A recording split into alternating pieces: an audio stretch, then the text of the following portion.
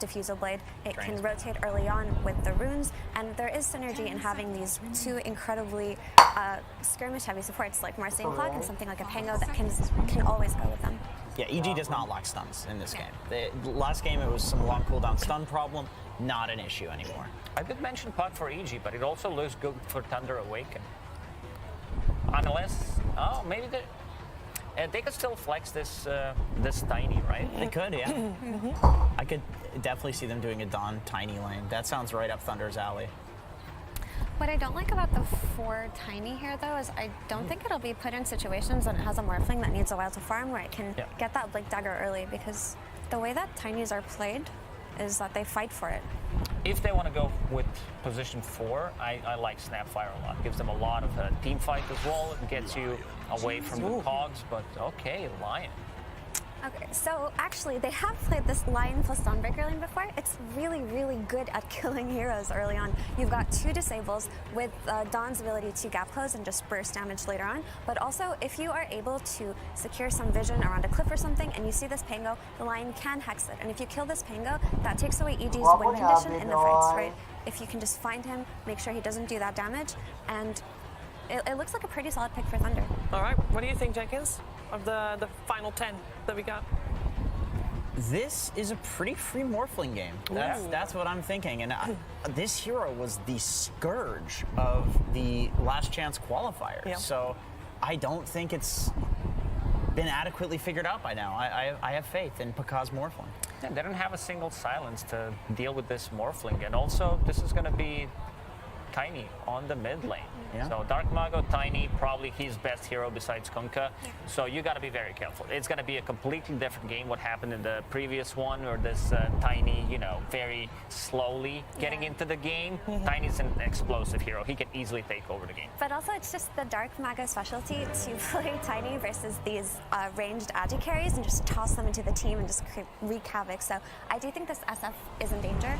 Contrary to last game, we are now looking at this Pango and this Marcy. How much can they do for their team early on? Can they shut down this Morphling? Because if not, it looks like a free Morph game. Well, if EG get what they want, it sounds like they should be getting an action-packed game. And I know 2 people who like action-packed games. It's Odie Pixel and Fog. Thank you very much, Shiva. Yes, we're ready here in Singapore for Game 2 of Evil Geniuses versus Thunder Awaken. Fog, what do you sort of read from this draft change that we're getting now in this second game? Do you think EG's going to have a bit of a better shot, or is this again one of those situations where at a certain point it could become a little too much for them to deal with? There was a very action-packed game 1 and little too action-packed for EG to cope with. I mean, it's Morphling has been a problem a lot of times in this tournament, so it could be one of those games. He does have these matchups, you know, he can turn into the Razor, he can turn into Pango, turn into SF, does have a lot of really good things that he can do as this Morph. Could be a bit scary if it gets to those later stages. EG, I think they want to, you know, do what they've been doing most of the times in this tournament. Set that pace, set that tempo, get a good early advantage, because their draft, it's very strong around some good early timings. They can fight constantly, not really too cooldown reliant. Strong lanes, so let's see how Thunder comes out of these lanes this time, because I do think this time it should be a little bit more difficult. And of course, you know, Thunder's approach with the draft, the way they close it up, something that they're very flexible with, of course. Dark Margo on the Tiny, this Tiny core support, it's going to be fantastic from Thunder Awaken. They do it very, very well in both positions, and allows them to end the draft with a Lion. Not something that a lot of other teams will do, but definitely gives that extra bit of threat, that instant catch, instant hex, that for heroes like that, the Pango and the SF could catch them by surprise. And once again, not the biggest amount of sort of defensive capabilities that EG's heroes can offer if they get jumped. Yeah, not till later on, until when they have like the Marcy Shard, if he perhaps wants to go for something like that, to go for some type of saves. Yeah, absolutely. So we'll see. I'm really curious how to see this line is going to work. I do like seeing it come up more, especially when you're playing into something like Marcy. Having double disables when you have just a damage dealer as well too is just always amazing. So see what Matthew's going to be able to do with Sacred. Let's see how they actually pair these lanes. Do they actually put Fly with the SF and the Marcy with the Razor? Because that's more than likely what we'd imagine. Let's have a look. I mean, we saw the start of last game, I think pretty much up to the 20-minute mark. It's kept very, very close between both teams. When you look at the lane setups this time round, do you think we're going to see a similar story, or is there the potential for someone to get heavily harassed out of the lane early on? I'm just not sure how this top lane. It's just the Lion has to be really careful to not get caught at level 2 pretty much from the clockwork, because then he just dies immediately. Besides that, I think actually Thunder should be okay. We'll see how they do bottom. Sometimes this can be a little volatile because Marcy just does so much in laning phase. Even though Morph has ways to break Link, you can pull him back in and stuff like that. So we'll see how that first few waves goes, at least for Bakaz. And what about this mid lane matchup? Dark Margot, Tiny against Starbed's Pango. What do you expect out of this? Mago should do just fine. Abed should be able to get some decent farm, but I think Mago should come out ahead. He's just so comfortable in these matchups. Talking about comfortable, you know, Bakaz this game, Morphling. I mean, we saw how well he was able to play on the Bloodseeker in terms of just being able to know perfectly the hero's limits. And if you want to play a hero that you can really push to its full potential and play around those sort of risky situations, Morphling, this is sort of the next step from the Bloodseeker, right? You know, you've got to be prepared to see Bakaz juggling around his HP, his agility to a perfect balance. Yeah, it really is exactly that, right? Those are the two highest volatility heroes when you're just trying to push the limits as top. So set up for the kill here. Flight with the chase down. Fairy Fire's there from Matthew, but a few more hits of the Battery Assault will get the job done for EG. First blood for Fly. A little worried about this one. They actually did it before the level 2 even comes out for the Clockwork. They just come in. Almost getting both heroes too. Sacred, thankfully for him, TPs to the tower, but they do force them both away. And I imagine this time round on the bottom lane, unlikely that we sort of see Nightfall in a dangerous position as he was in the early laning stage in game 1. Is this really a lane where Thunder Awaken can look for kills early, or is it pretty safe for EG? He should be pretty safe. He just has to be a little bit careful how much he trades when he does have like the Link building up, how much the Lich has, how much distance the Lich has to get like multiple nukes off. So lane positioning is going to be important for EG.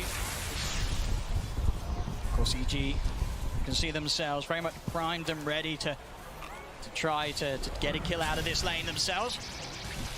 And they're going to go on for Kaz right away. Yeah, he has the adaptive level 2, so he's going to take quite a hit on the way out here. Crit trying to block him up, shifting into that strength. So will manage to survive. Has to be careful in this lane. Some sort of misplay here or caught out at low HP. Kaz could get burst down by these two. They've got great ways of sort of getting that damage in from the distance, whether it's Crit throwing themselves in on top of him or the plasma field clipping him at the edge of the circle. Yeah, until he has that waveform, it can be a bit of a risk versus those double waves to keep him on that link. The top lane. Nice bit of a turnaround. Fly has got the Fairy Fire, drop down the cogs, but Sacred one more hit's all he needs. He's not going to be able to get it. Oh, the cogs. Fly's able to get out, and now Sacred's got to back away. Mango's at the ready. Arteezy beginning to stack up the raises. Thunder have to keep their distance. They are struggling up here, though. 9 last hits on Sacred. Sure, you see the 9 last hits on the Razor as well, too, but he's just constantly sitting like half or below that on the HP. This Clockwork SF lane a lot harder this time around. Absolutely, a very nice duo to play with in the lane. Yep. Fly just being able to charge and get on top of a hero with the Battery Assault and just providing that control for Arteezy to line up the raises. And this is actually a pretty big thing to actually talk about here. So on the retreat there, Fly going back to base gets a half pull. So what this is going to allow is now the wave is going to go back into the tower for the Shadow Fiend. So actually a pretty impactful play coming out from that clock.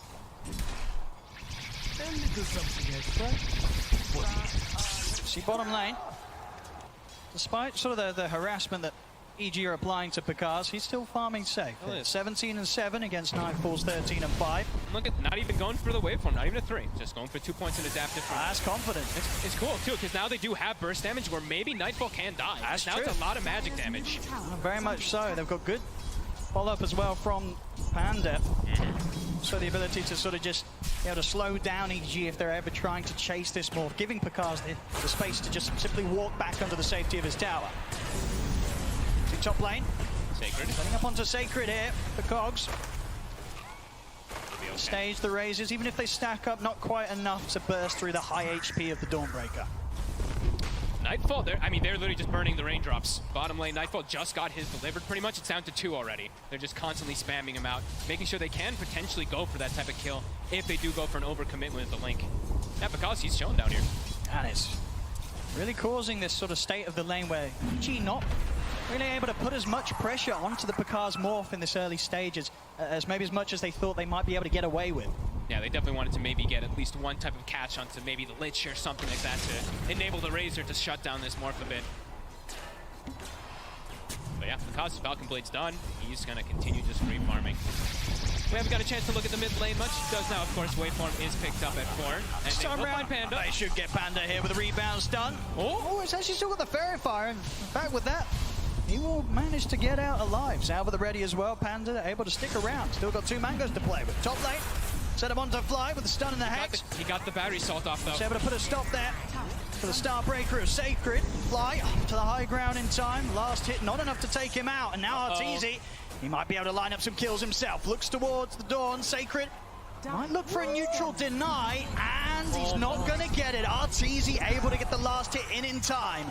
Gets the kill before the deny can be found. Little bit of a slip up there, Thunder. They don't get the chain stun to not allow that battery assault. If he doesn't get battery assault, they probably get the kill on the clock, but does get that little mini stun to stop the Starbreaker. Runes being checked. This first time we actually put any emphasis on mid lane. It's pretty much even. And pretty much, yeah. 35-5 against the 32-6. Arbed is going to be very happy with that arcane rune. They've got to be extremely careful on the side lanes as well now, Thunder Awaken. Absolutely. High chance that there could be a Pango turning up and looking to fight. Yeah, and let's see if they put any emphasis to slow down Abed, because, you know, let's see what build it's going to be. I think we imagine it's going to be that diffusal, but he's got the corrosion done, and that could be one of those things that could cause some problems for the Morphling. That's true, it's an excellent diffusal game across the board. Yeah, even versus the Dawn and everything, right? These Low strength HP. cores, strength, low mana, etc. Low mana. Yep. Pretty big. Mid So, yeah, lane.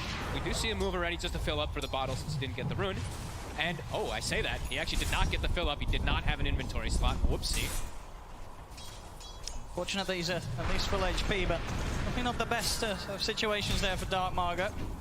It happens. Yeah, still farming just fine. Phase Boot's done. Has stacks to work with, too. We see Panda backing up and getting some stacks. Right now, 2-0. Gonna try for a play here between the two of them. I like this. Smoke up from the mid, they're gonna head straight towards the top lane. Not before EG's already there themselves, though. Both supports flying, Crit ready to start setting up the play. Sacred will get the hammer out. Able to pull himself away, but Arteezy closing in upon him. TP's coming in, and now Dark Margot with the 2-man avalanche. He's going to look for the toss back, finds it onto Crit. Stun now from Matthew onto Arteezy. They're able to lock down the SF, take out 2. Maybe even more hit. Panda still has the slow hit, applied to Fly, but backup's in terms of Arbed. Arbed, see if he can get some kills in return off the back of this Rolling Thunder. Good angle onto Panda, but there's 4 heroes here, and Arbed cannot try and pressure for more. He has to back away, not able to turn around this fight and find anything in return there.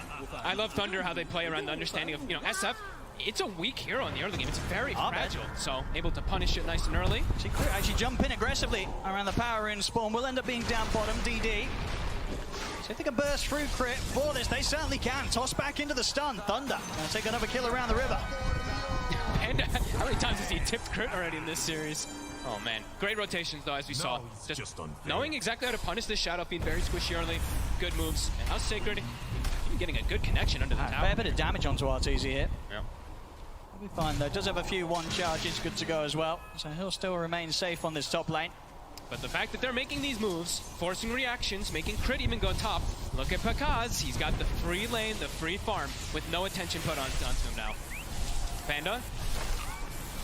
Gonna go for the TP out, but the damage from Nightfall underneath his ultimate, far too much for Panda to TP out from. Cute little attempt though, he cut the tree, got in the fog for like a quick second there, but yeah, not quite able to survive. 3-3. EG with a slight gold lead overall. And 9 minutes in. Preparations are being made here in the triangle. The Thunder Awaken stacks will begin.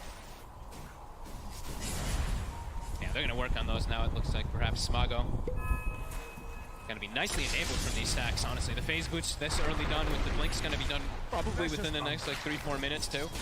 And that's gonna apply tons of pressure. These squishy heroes, and look at all of the heroes on the side of EG. The 3 cores, all agi cores. So strength gain kind of minimal. So could definitely see Dark Mago have a pretty explosive game. Absolutely, and especially when you consider the lineup that he has around him, right? Everybody's got a fair bit of damage to throw into the combo. It feels like that's just the Thunder style, right? We saw last game tons of nukes on every single hero. This time it's very similar. Not bad. He's gonna step up. Got the solar. With the hex into the stun, he's dead. A quick catch there from Thunder as Arbed not prepared for that move at all, or maybe feeling that Crit would somehow be able to bail him out, but of course no options were there for Crit to be able to save Arbed. Thunder, they'll now step up for more. Fly stepped into the river. They'll pick up both kills. And at the same time, bottom lane, it's actually Pakaz that's draining Nightfall. As with the static link and the adaptive strike, Nightfall He's so close to dying here. Not quite. The mana. He's going to have Plasma Field in a second. The mana's building up Pakaz. Oh my god! It's not enough to kill him out. He's still trying to push up, but the TPs are coming in. Pakaz, he gave it his best shot. He nearly gets it there, but he won't. EG able to punish him. I mean, What a play. he was going to go for that kill in every possible universe there could ever be. I mean, that's still so nice because Nightfall, like, he actually rebought his raindrop charges earlier, and that's actually the thing that allows him to live because of this over chase. Raindrop protects from that plasma field, all the little things. Pakaz tries to push the limit, gets punished. I'm sure he'll be telling his team Space Maid here. Oh, I mean, yeah. look, mid-tier 1 tower, only taking a fair bit of damage from Thunder Awaken. Yeah, he's like, Zeus, ult, please. Beautiful. Mago, though, as we saw, got that double kill. Probably the most important thing to talk about. That blink's going to be coming out super fast. And yeah, very fragile cores on the side of EG until they start getting some HP items. That really is the thing, you know, how prepared will EG be to deal with this early blink dagger? Yeah, I mean, Nightfall's going to have to be the one to kind of stand as the frontliner as this Razor, as we've seen many times. But he's not having the best of games as this off-lane Razor.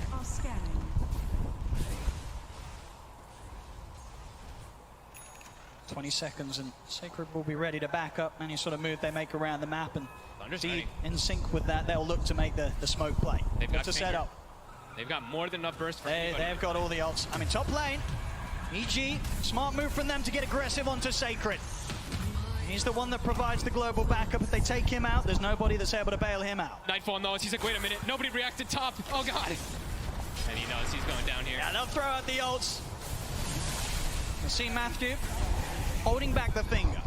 Wants to make sure that he's got that at the ready. No need to farm unnecessary stacks at this stage. It's a long cooldown level 1. You make sure you have that for the next kill. They could look to actually make the move again, and Dawnbreaker respawning can TP somewhere and Solar Guardian into the next team fight. Absolutely, yeah. You know, saving the finger for the next kill. Matthew, he's very ready to go. We'll see, in fact, TPing up towards the top. He TP'd. Matthew actually TP'd mid. They saw Abed. Oh, mid, sorry, quick yeah. second. Oh. Matthew coming over towards the mid. Sacred he'll be the one to head back top, continue to clear out the waves. Matthew TP'd pretty much like from the hard camp near the outpost to the mid lane, just really trying to kick up that pressure, have a very quick-paced early game. Even again, just like the last game, after lanes, things are looking This is dead. We'll see if this catches out Sacred again. I mean, once more, EG, they know at this stage you make the moves towards the door. That's the cleanest thing they can do. Quick reveal. Mid lane Dark Margo will indeed find the jump onto the Marcy. And again, at the same time, the moves made onto Sacred. TPs will come in this time round, and Sacred able to pull himself back to the safety of the rest of his team with the hammer. EG not successfully able to take down the Dawn this time round. He's not an easy kill. I mean, look at this Dawn. With the Falcon Blade, with the Bracer, 1600 HP. They have to commit so much. If he just gets the hammer out every time, they don't have that follow-up disable. And now, Matthew, as we said, still holding onto that finger. It feels like he just wants to use it on RTZ exclusively. Absolutely, yeah, he's been very controlled with this, and it definitely hurts for EG. They know that threat of the burst will be there. They're going to try for Sacred once again. This time Sacred a little further up than before. Got the Managed hammer. to get the hammer out, but the cogs are down. Has the backup of Matthew and Panda. Chain Frost is there. Fly, hook shots out. They're taking out Sacred. This time Matthew ready to burst through Fly with that finger. Finish him off. Abed will turn up from the side to make sure they get a second, but Dark is in with a blink, and here's the buyback. Dawnbreaker, Sacred ready to fly over towards the fight and turn this around as it's a double kill for Matthew. Crit tries to run, the tree will chase him. The Sacred ready to dive in underneath this tier 1 tower. Crit trying his best with the Dukes. Oh, Not doing a bad job about it at all. They see him now. They do indeed. He can only hide there for so long as Thunder take him down. And they'll take out the tier 1. A solid buyback there from Sacred. Thunder is really on some next level stuff. We saw this in the last game too, just constantly looking for the fights. EG probably was like, oh, we're good, you know? He's dead. He's not coming back. Who buys back in 14 minutes like this? Great play again coming out. Thunder really understanding how to take these fights. Once again, as in game 1, still overall close between the two teams, and both carries in a very similar spot. Pakaz and Arteezy within a few hundred gold of one another. But seeing this Morphling having this type of game is definitely some concerns for EG. As the panel mentioned, sure, they've got this Rolling Thunder, they've got the Marcy Stun and stuff, but they don't really have like these silences. Morphling will be able to always survive, probably versus the Burst. And he does have that matchup. I mean, turning into Pango, turning into Razor, he's got a lot of different things that he can do here on this Morph.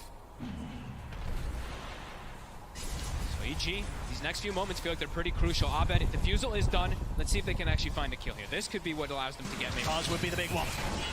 Very quick with the waveform fly, not able to catch him with a hook shot in time.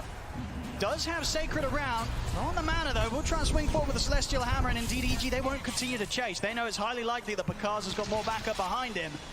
As Pakaz able to get away from that smoke, EG not quite able to execute that initiation as they wished for. No, they're trying to find the moves, but yeah, just as we said, the Morph is going to be a big problem for them to ever try to kill. And now hook shot on cooldown, and that was also the defusal reveal, I believe, for Abed. So Thunder will be well aware of it, and immediately look at them. Like, the smoke is already going. They already see an opportunity to go for a kill. They have this ward bottom. Finger not at the ready. Might need might be one more follow-up. They do have the Solar Guardian if they want to call for it. And Nightfall does show. Yep, they know he's in it. Dark Margo. Yeah, there he is. Able to get him with a jump. And of course, once they get that opening stun, so much follow-up to make sure there's more than enough time to keep them in position, allows Sacred to connect with the ultimate and get whatever pick-off they look for here. It's so fast the way they're moving. It feels like they're just constantly smoking and just swinging across the map. First they were top, now they're bottom within like 2 minutes afterwards. EG trying to get back them, trying to find Pakaz. See what they can get underneath this tower. I mean, they know that there's no Dawnbreaker able to head over and help out Pakaz. But Panda, he walks in.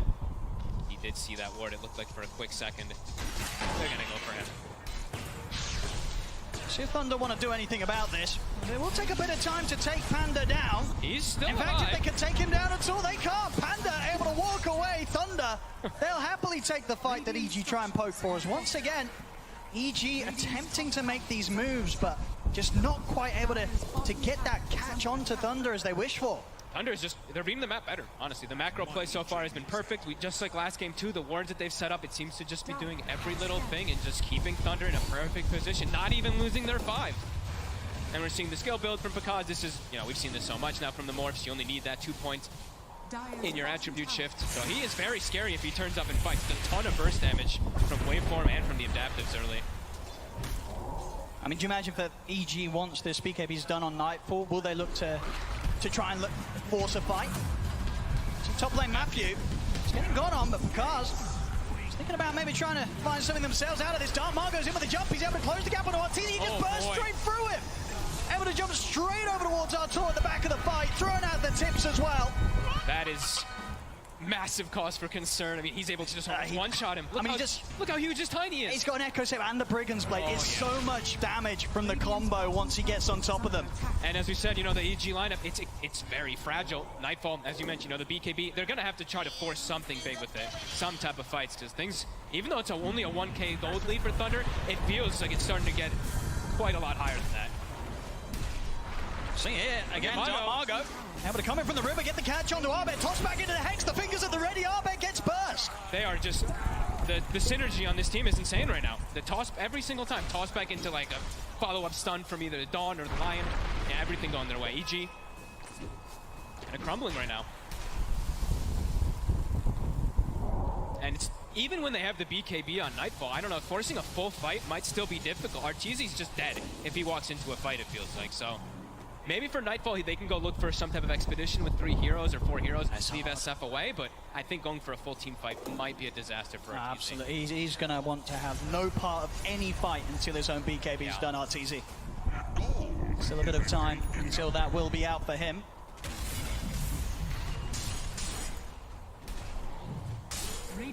Thunder, they're starting to feel very comfortable. You know, they made all these early moves. Now they're like, okay, I think we have a pretty damn good advantage right now. Sit back, finish up an item. I think they have the Matthew Blink Dagger also done, so they can even look to make these moves if EG does step out of position pretty easily while they're just farming. And they've got the global threat, so things are really looking quite amazing right now for Thunder. And they will actually also have a carrier of that Wraith Pact, as we've seen Sacred do this in most of his games on his Dawn.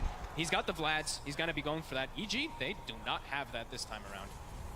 It's going to be Crit who's trying to opt for it, but it's going to take him a lot longer. So that damage mitigation will cause problems. Cause already a Manta now too.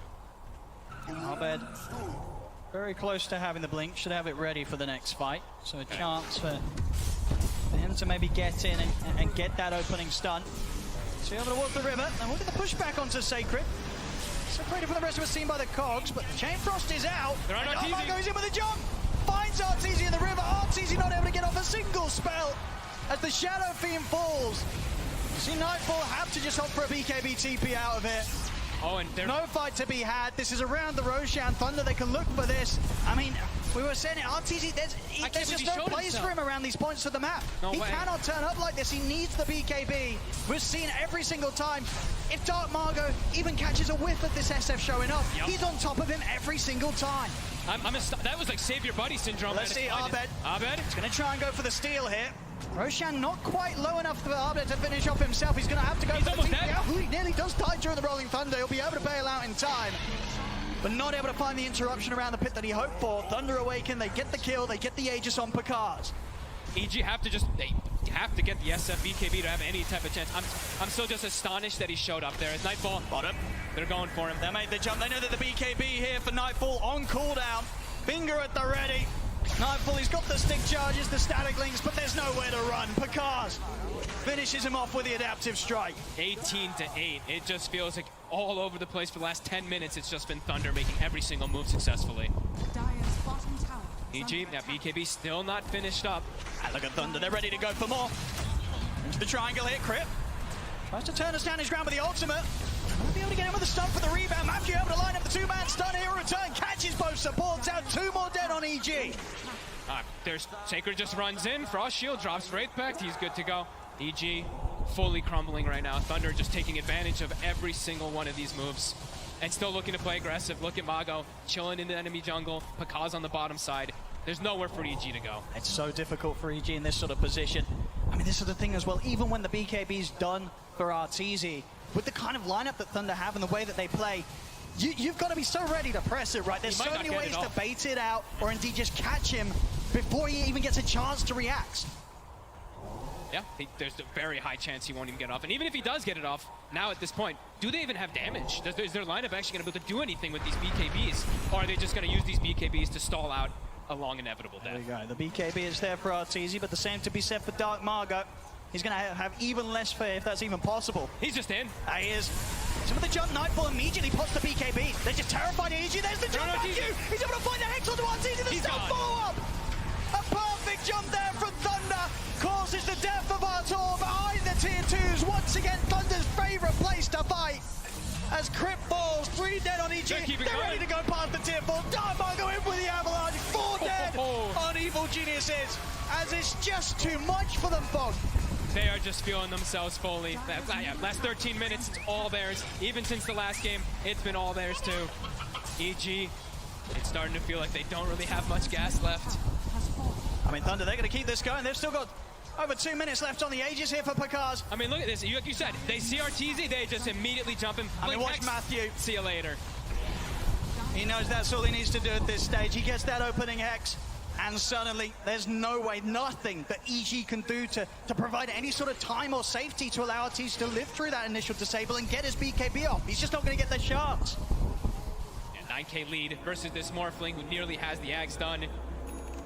Like you said, they've got the Blink, they've got the BKBs, but it feels like they've really lost too much. I mean, this is window. the only way that EG can take fights. Even with having the BKB, they have to do it off the back of the smoke. They cannot be the ones getting jumped, because we've seen every single team fight where Thunder's able to have some sort of information. They'll always find the opening that they need. But do they have the damage now at this point with this when they're this far behind? There's a Solar Guardian that's gonna come in. Get the opening roll in Thunder. See the ult coming in from Sacred. They didn't have enough damage. Dark Margot only gets burst down to half HP. He's ready to put the BKB turn. Take down Crit. Hookshot there from Fly, but the heavy hits here from Thunder. Take him down as well. Stun, Hex, lockdown onto Arbeck. 3 dead on EG. They want more. And Nightfall, he's up on the cliff. He'll opt for a TP out. Same to be said for Arteezy. The 2 cores will manage to escape here with a BKB TP. But again, they're just having to run. They're just having to back away. And this is not what they needed to be happening once they had these BKBs come out. They just came a little too late, and a few too many fights taken beforehand that just put EG too far behind. It seems impossible now for them to take any sort of fight against Thunder. Yeah, that was them. Like, I think they were trying to take advantage of that Sacred was dead. Maybe they can burst the hero, but he respawned right when they get the jump, has the Solar Guardian, and yeah, Dark Mago's BKB comes up like 1 second afterwards. He gets it off. Thunder just, playing to perfection, really. Extra Agi and attack speed he's able to take with the Ags. just tearing through the buildings. Nothing that EG can do to push him back here. You know how they're feeling right now on the side of EG. They're just like, wow, yeah, I don't know if we can ever take another fight. They're going to have to hope that Thunder really just oversteps their bounds and kind of throws this one away, because it's feeling completely impossible to ever kill this Morph, or pretty much anyone but Sacred, any of those cores except for that Dawnbreaker. Picard's just so far ahead. It's same to be said for Dark Margo. Both of these cores easily 5k gold ahead of their counterparts at this stage, this early stage as well, just 25 minutes in. And sort of a period of the game that, in terms of the group stage performances, EG, they've been reveling in the earlier wins. But Thunder very much showing that they have the ability to shut down EG so early that EG just can't get that footing, can't get that momentum that's enabled them to pop off as they have been in the group stage. And EG did get the first blood that they've been like looking for, I think. I know in this game, I don't remember in the last one. Bottom Matthew. He's going to get the two-man setup here. Next is going to follow up on Nightfall. Sacred, pretty beefy, and with the finger burst onto Fly. He's going to get taken out. Arbed dies off to the side again. Nightfall and RTZ, all they can do with their BKBs is BKB and TP out. They cannot fight them. No damage. Now they can't even kill Sacred at this point. They've gotten him in the first few of one of those fights, but yeah, he just drops the raid pack. There's no damage.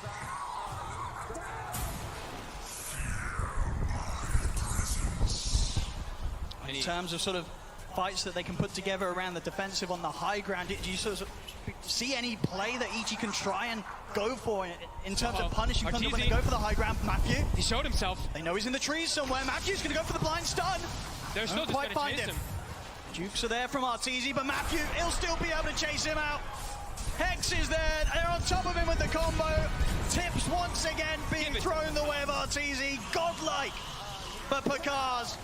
And to answer the question of the comeback on the high ground, they don't have the team with the tiny. They don't have these toss-back plays or anything. It's looking quite impossible. On to the next Frax. It's going to drop in seconds. 30 seconds without RTZ. 30-9. Looks to matter too much considering the state of the last few fights we've had. He has the buyback back up. They just have to watch, even with RTZ. Ooh, quick link there. Arbed will be able to avoid the catch of Dark Margo this time round. For the top racks, it's gone. They're just too far ahead now. No fights really, it feels like. EG, you said they got to just hope the Thunder oversteps massively, even a couple times, because 1 or 2 times won't do it.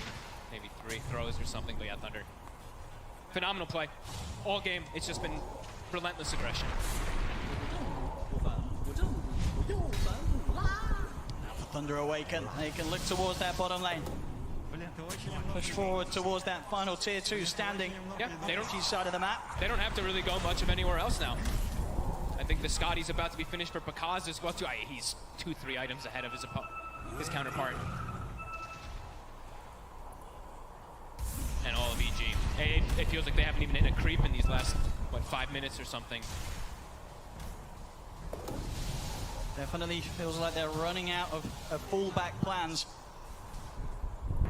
Be able to sort of rectify the state of this game. RTZ can't even finish getting souls. He just has to sit in the tree lines with his team. Because even if he shows himself, he might just die immediately. Look at Matthew. Immediately whips himself. He's like, let's go. With the scan EG, so they know that Thunder Awaken's there, but not really too much they can do with that info apart from continue to stay hidden in the tree line. Matthew knows. He's in. Oh, he's in with the jump! Straight away through with the Hex. They burst through Fly. Nightfall pops the BKB in time. Tries to come in with a static link, but Picard is there. Heads in with a waveform. Takes out Nightfall immediately. Sacred committing in deep. Starbreakers to land onto RTZ. RTZ will pop the BKB. Arbed's in with the stun. On top of the Dawnbreaker, but the finger burst. The Hex is there. They lock down RTZ. The SF will fall. Arbed, the only one to get out. GG. As there it is. GG is called. Thunder Awaken. Turn up here in the first series of the playoffs here at the International level to take down EG 2-0, knocking them down to the lower bracket. And this was a pretty severe knockdown. Yeah. First game was close, very even through the majority of it. This one, Thunder came to play. They knew exactly what EG was going to do, and they did give EG that Shadow Phoenix. They did. Still able to just defeat it with ease. Absolutely, the preparation very much showing from Thunder Awaken coming into this series. 100% win rate on that SF EG